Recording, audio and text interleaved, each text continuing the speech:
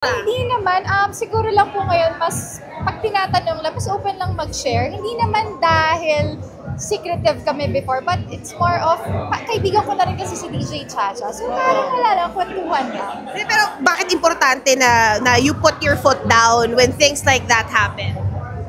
Dati pa naman, di lang talaga ako natatanong. And siguro, wala namang ganon. I mean, tinanong lang ako, sumagot lang ako ng ano yung ginawa ko or ano yung naramdaman ko. And then, shinare ko lang naman. Nothing serious, nothing to be, para ma-worry. So, wala naman. Actually, yun yung sasabihin ko, parang akala ko new era of Julia, na parang mas palaban ba? Yung ba, is it something na a prelude to that, na makikita namin in the coming? Siguro, lahat naman tayo pag iyo-iyo. So, yun lang. I love it. Gusto ko yung pag iyo-iyo. And speaking of iyo, Coco, is ano tawag mo dito, congratulations because he just tied a deal with Direk Eric Mati, 2 films in his film era.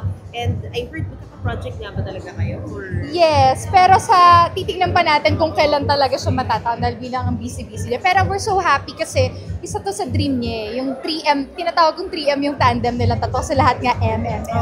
So, isa yun sa mga pinag-uusapan namin na hopefully sana mangyari. And then ngayon, this year, hindi namin ina-expect na before mag-end tong taon na to, mangyayari na siya. Wow.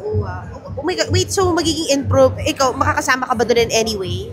Hindi ko masabi, pero hopefully din, pangarap ko na makatrabaho silang lahat. What are you busy with these holidays? Sa alis ba kayo? Well, meron lang ako mga kailangang ayusin sa ibang bansa. Tapos, syempre may business po on the side habang Yes.